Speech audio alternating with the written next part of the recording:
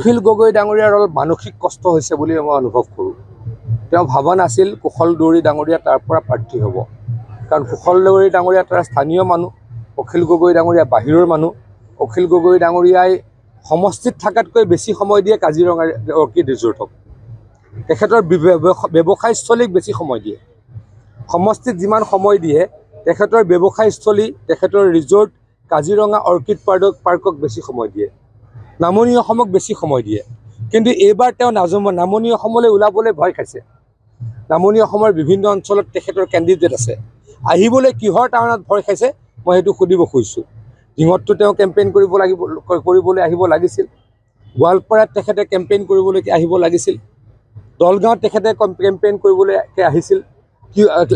লাগিব লাগিছিল। কিন্তু কিহৰ কাৰণত তেওঁ নামনি অসমলৈকে আহিবলৈ ভয় খাইছে, অখিল গগৈ ডাঙৰীয়াক মই প্ৰশ্ন সুধিছোঁ।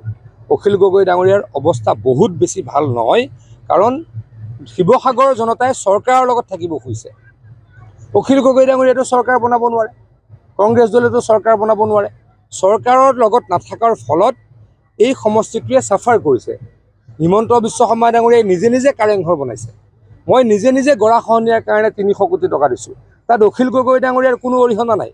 অখিল গগৈ ডাঙৰীয়াৰ মোৰলৈকে এখন চিঠি আছে নেকি যে আপুনি মোৰ সমষ্টিৰ ব্ৰহ্মপুত্ৰ নদীৰ কিনাৰত গৰাখহনীয়া ৰোধ কৰক?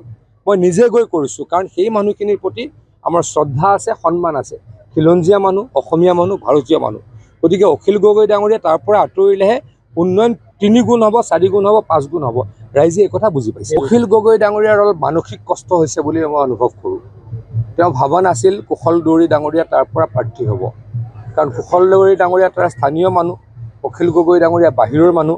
অখিল গগৈ ডাঙৰীয়াই সমষ্টিত থকাতকৈ বেছি সময় দিয়ে কাজিৰঙা অৰ্কিড ৰিজৰ্টক। তেখেতৰ ব্যৱসায়স্থলীক বেছি সময় দিয়ে। সমষ্টিত যিমান সময় দিয়ে তেখেতৰ ব্যৱসায়স্থলী, তেখেতৰ ৰিজৰ্ট কাজিৰঙা অৰ্কিড পাৰ্কক বেছি সময় দিয়ে, নামনি অসমক বেছি সময় দিয়ে। কিন্তু এইবাৰ তেওঁ নামনি অসমলৈ ওলাবলৈ ভয় খাইছে। নামনি অসমৰ বিভিন্ন অঞ্চলত তেখেতৰ কেণ্ডিডেট আছে, আহিবলৈ কিহৰ কাৰণত ভয় খাইছে মই সেইটো সুধিব খুজিছোঁ। ডিঙতটো তেওঁ কেম্পেইন কৰিবলৈ আহিব লাগিছিল, গোৱালপাৰাত তেখেতে কেম্পেইন কৰিবলৈকে আহিব লাগিছিল, দলগাঁৱত তেখেতে কেম্পেইন কৰিবলৈকে লাগিব লাগিছিল। কিন্তু কিহৰ কাৰণত তেওঁ নামনি অসমলৈকে আহিবলৈ ভয় খাইছে, অখিল গগৈ ডাঙৰীয়াক মই প্ৰশ্ন সুধিছোঁ। অখিল গগৈ ডাঙৰীয়াৰ অৱস্থা বহুত বেছি ভাল নহয়, কাৰণ শিৱসাগৰৰ জনতাই চৰকাৰৰ লগত থাকিব খুজিছে। অখিল গগৈ ডাঙৰীয়াটো চৰকাৰ বনাব নোৱাৰে, কংগ্ৰেছ দলেতো চৰকাৰ বনাব নোৱাৰে। চৰকাৰৰ লগত নাথাকাৰ ফলত এই সমষ্টিটোৱে চাফাৰ কৰিছে। হিমন্ত বিশ্ব শৰ্মা ডাঙৰীয়াই নিজে কাৰেংঘৰ বনাইছে। মই নিজে গৰাখহনীয়াৰ কাৰণে 300 কোটি টকা দিছোঁ, তাত অখিল গগৈ ডাঙৰীয়াৰ কোনো অৰিহণা নাই। অখিল গগৈ ডাঙৰীয়াৰ মোৰলৈকে এখন চিঠি আছে নেকি যে আপুনি মোৰ সমষ্টিৰ ব্ৰহ্মপুত্ৰ নদীৰ কিনাৰত গৰাখহনীয়া ৰোধ কৰক? মই নিজে গৈ কৰিছোঁ, কাৰণ সেই মানুহখিনিৰ প্ৰতি আমাৰ শ্ৰদ্ধা আছে, সন্মান আছে। খিলঞ্জীয়া মানুহ, অসমীয়া মানুহ, ভাৰতীয় মানুহ। গতিকে অখিল গগৈ ডাঙৰীয়া তাৰ পৰা আঁতৰিলেহে উন্নয়ন 3 গুণ হ'ব, 4 গুণ হ'ব, 5 গুণ হ'ব। ৰাইজে এই কথা বুজি পাইছে।